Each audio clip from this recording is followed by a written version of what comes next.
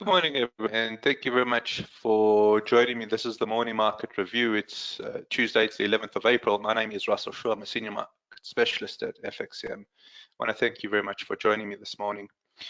Please take note of my email address, rshaw@fxcm.com. And if anybody needs to contact me, please, that's the email address to do so. I'm going to just go ahead and bring up the high risk investment warning.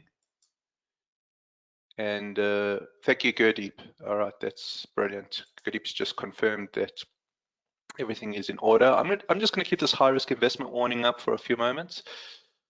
Hope everyone had a good long weekend.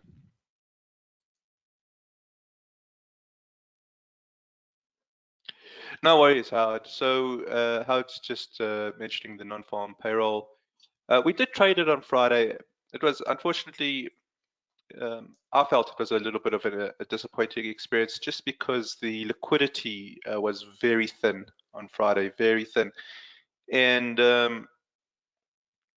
it moved initially, retraced, and then it just moved sideways. So can't say it was unexpected, but I wanted to run with the non-farm payrolls just to be consistent, and we'll do it again next month.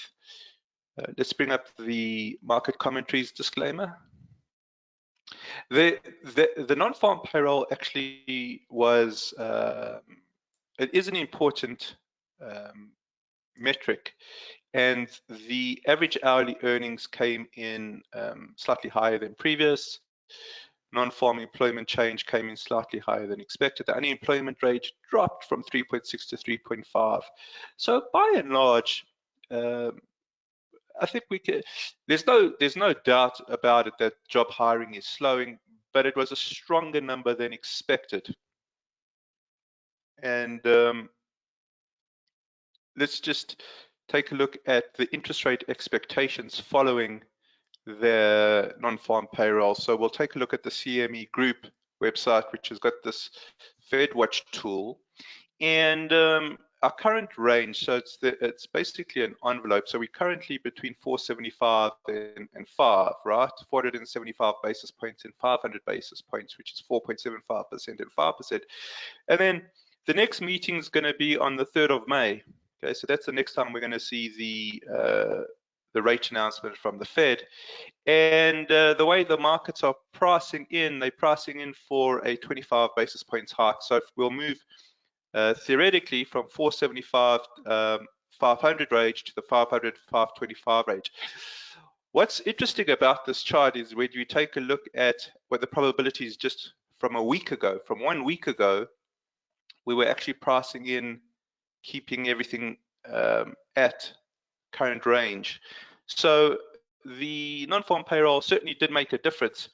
I took a look at the US 2-year yield, and it doesn't look too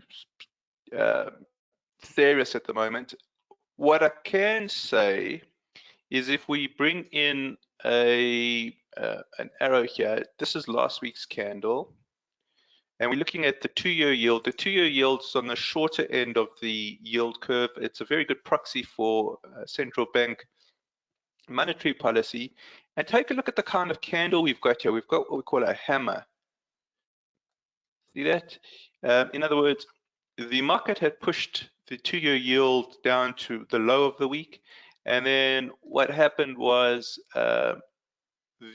let's call them the doves, lost control. The hawks took over and pushed price right up.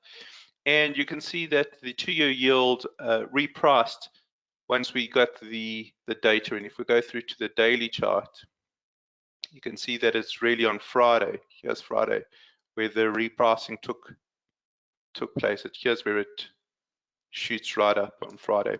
So the market certainly paid attention to the non-farm payroll. What does that mean for us as traders?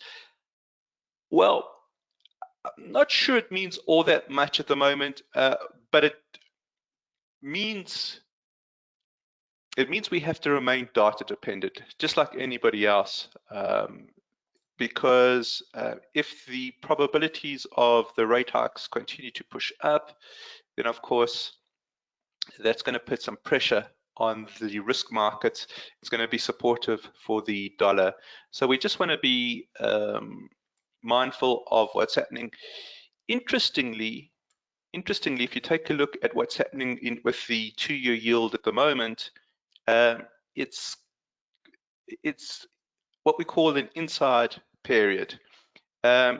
Remember, we're looking at a weekly chart, so it's not completed. In other words, we can only get the full picture of what this candle is going to look like at the end of the week. But take a look at the range. So what we could do is, if we take a look at last week's range, it's something like this. Okay. So, and this week's range, this week's candle is something like this. Okay, it's inside, it's what we call an inside week, an inside period. It's inside the range of last week. Again, I want to reiterate, it's only Tuesday, it's after a long weekend. There's a lot, I think, of movement still to come here. But right now, it's a very sort of indecisive candle. In other words, yes, the CFD FedWatch tool has moved. Yes, we do see this hammer for the 2-year yield. There's no real follow through by the hawks this week. I think that they're waiting for more data to come through and potentially inflation data, CPI. So I want to just keep an eye on that. All right, if inflation is still a problem, we'll probably get something like that, but that's speculation at the moment. So let's just keep an eye on that. All right, if there's any questions, obviously go ahead and type those in. Let's do some analysis. Let's start off with the US dollar, and we'll do a top-down analysis with the dollar. We'll do the DAX. We'll do the euro, and what we have here is still this potential topping pattern. It's a potential head and shoulders. Potential head and shoulders. Yeah, we could take a look at gold and China as well. Yeah. Okay, so you can see there is the left shoulder here. I want to show you my preference of the way that I've drawn the neckline. You've got the left shoulder here, the right shoulder. This here is a gap for the pattern to complete. I prefer this to this. In other words, I don't think this is the left shoulder. I think this is the left shoulder. I'm not sure it makes too much of a difference at the moment. Where it will make a difference is if the pattern completes, because this is a downward sloping neckline, it completes after the downtrend. See, the downtrend comes in. The downtrend comes in, taking out this this trough over here. So we can see that there is a weak. It looks like a weak momentum if the pattern completes. Let me just show you exactly what I'm talking about. I'm going to bring up Microsoft Paint here. I just want everybody to be on the same page as me. I'm not sure that I have articulated it particularly well, so just bear with me a moment. Okay. What a head and shoulders is a change of trend direction. So trends are dictated to by peaks and troughs. I think we all know that. And what eventually happens is that you get a head and shoulders, which is effectively a change in direction of the trend. In other words, okay, here's the head and shoulders right here, left shoulder, head, right shoulder. So to the left, you've got a series of higher troughs, higher peaks. To the right, you've got a series of lower peaks, lower troughs. Where it can get interesting is where the head and shoulders looks something like this. Let's see if I can draw it correctly. So the neckline is sloping upwards. Okay, that would be less bearish than if we had a pattern like this.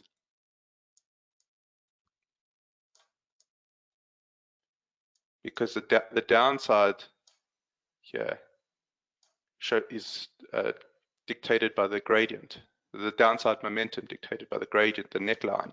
So take a look. which is the neutral one? The neutral one would be this guy here, right? Which would be the least bearish, probably this guy, which would be the most bearish. Let's make this one purple, the purple one. So we're speaking theoretically, but it looks to me as if we've got the third variation here, which means that there is a certain weakness that is being suggested. But, okay, and this is the big deal, the pattern hasn't completed yet. So if the pattern doesn't complete, we've got nothing to work with. If the pattern doesn't complete, we may get something like that, where you've got a peak, trough, higher, trough, peak, higher trough, higher peak. So let's just be mindful of what's going on here. It's very much going to depend on the trajectory of interest rates. Okay, I think that the correlation of the dollar with interest rates is very strong at the moment. So we want to keep an eye on that. Let's just take a look what's happening on the daily chart here. And this is where it gets complicated. It gets complicated because we are sitting in what's called neutrals between the two blues. So there's no real bias here. And if it was in zone 3, which would be the lower blue, lower red, we would say there would be a weak bias. If it was between the upper blue and upper red, would say there would be a bullish bias. Well, we're just sitting in no man's land at the moment. So it's the fact that the dollar is sitting in no man's land at the moment, I think is problematic because there tends to be a chain, a ripple effect from the dollar outwards. And if the dollar is sitting neutral, then a lot of the other instruments are potentially sitting neutral as well.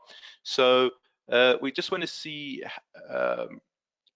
how sentiment develops from here. Let's just put everything together. What we've discussed so far. What we've discussed so far is that there is an uncertain element in terms of interest rate policy. Yes, the non-farm payroll does paint a more hawkish picture, but there is a sense here that I'm getting that we're still waiting for more data. What's going to happen if we get a weaker inflation reading, or we get weaker other data comes in weaker than expected? Then we kind of all over the place, and I think that's what we're getting with this inside period here.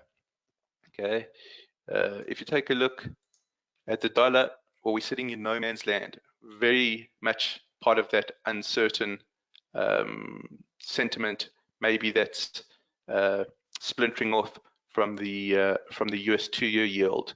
Let's just take a look at DAX, see what's happening on the German bourse. Let's bring that up.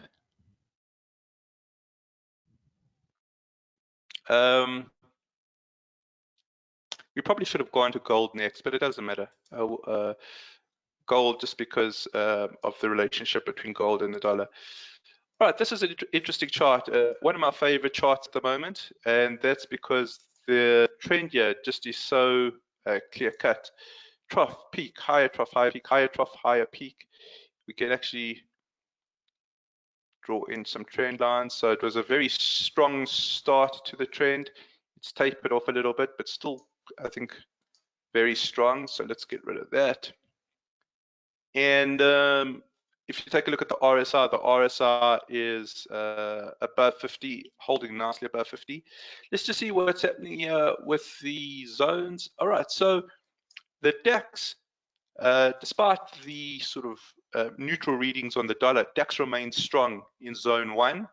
And take a look at the stochastic. Stochastic is in the upper quintile. As long as it holds the upper quintile, we've always got that potential for a strong swing. Now, not only do we have the potential for a strong swing, take a look at the Bollinger Band here. Bollinger Bands are starting to swing away from each other. That's starting to push up. That's starting to push down. It looks as if there is an increase in volatility here. Okay, so DAX is looking very interesting at the beginning of the week, and we've got it sitting nicely in zone 1. If we just drop down to the hourly, there has been already a nice swing up here. just be cautious. This R1 seems to be quite problematic in terms of resistance. Take a look here. You've got a resistance here. You've got the R1. So you've got the R1 pivot, and you've got this resistance level acting on it. Perhaps just some sort of confirmation here of the stochastic dropping below 80. Just be careful. If it drops below 80, then what we've got to think about is the dip in the uptrend. Okay. And we're about a minute and a half or so away from the cash open. So we'll see this R1. This seems to be a resistance level. So there is some caution where we are. Let's just put everything together, what we've talked about here. What we've talked about effectively is uncertainty in the rate environment, uncertainty into the dollar, and perhaps that uncertainty is reflected not so much in the zone, but more on the hourly level, in that the shorter-term traders perhaps want to see the dollar move from that neutral into that weak area.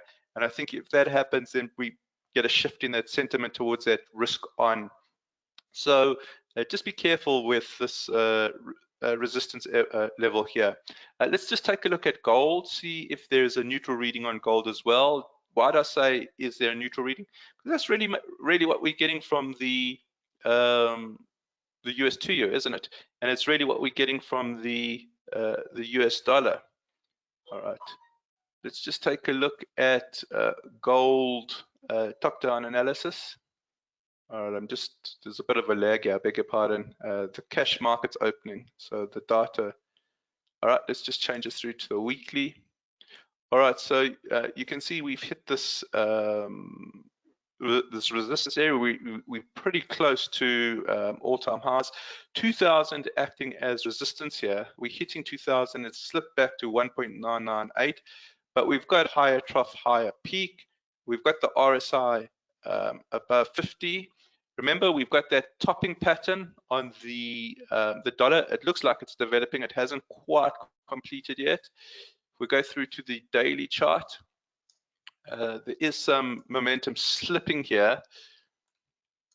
Let me just bring this back up. Sorry about that. All right. All right, so the momentum here is slipping just below this 80. What we want to see is if we can maintain the zone 1. Let's go back to dollar. Just want to show you the dollar here. Dollar is sitting in zone 2. If the dollar slips to zone 3, okay, okay, capital R, capital F, if it slips to zone 3, that probably supports the gold, and we get gold pushing back into zone 1. So just watch the interplay between the dollar and gold. Let's just see what's happening on the hourly. All right, so this could be something happening here. We've got a nice movement here, nice crossover there. We've got a stochastic that's gone into the upper quintile. Just keep an eye on the EMAs here. Do they carry on showing that angle and separation? Okay, they need to be what exponential moving averages are. They trend following indicators. So when there's a trend, they're going to work. When there's no trend, they're not going to work. So if they carry on showing that angle and separation to that northeast direction, okay, and we see the dollar coming down, now that uncertainty would start sorting itself out. All right, so it does look as if there is some positivity on the gold chart. Let's just see if we get that cooperation from the US dollar. All right, let's just do Euro US dollar, and we shall end off with China 50.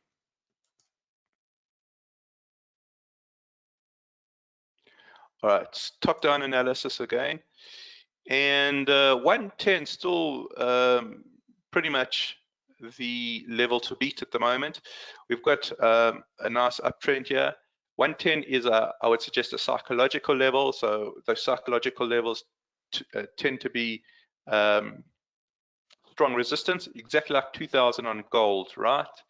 And you can see that the RSI is above 50, holding nicely above 50. Let's go through to the zone analysis, and you can see that it has slipped slightly here. Okay, so it's losing some of that momentum. Why is it losing some of that momentum? I think it's losing some of that momentum because of the uncertainty. Why would I say that? Well, we've got an inside candle here as well. See this candle's range, and then today's candle inside it. Okay, so again, we're just waiting. So let's just add to the hypothesis we're building here. Uncertainty from the US 2-year, zone 2 on the US dollar. Gold suggesting there might be something happening on the undercurrents. We just need to see gold lift, but at the same time, we need to see the dollar dropping. Euro pushing back into zone 1 would be an extra check of a box. Let's take a look at the. Okay, so we've got a nice crossover here, and we're in the upper quintile. Let's see if we can hold that upper quintile. Okay, let's just take a look at the DAX because it's opened now. Let's just see how it's doing. All right, so this R1 is actually acting as a strong support. Let's see what's happening with gold.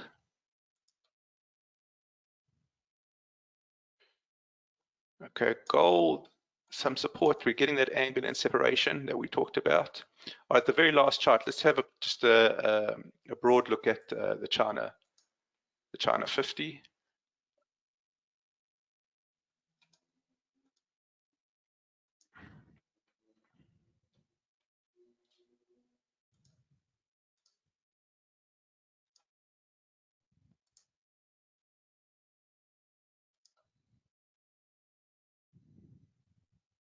All right, again, let's start at the top.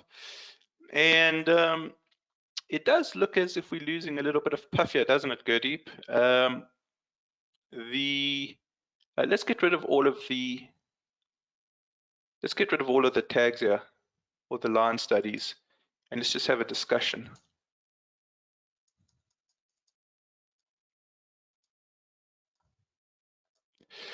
Let's get rid of this as well. And what we've got to be careful of here is this left shoulder.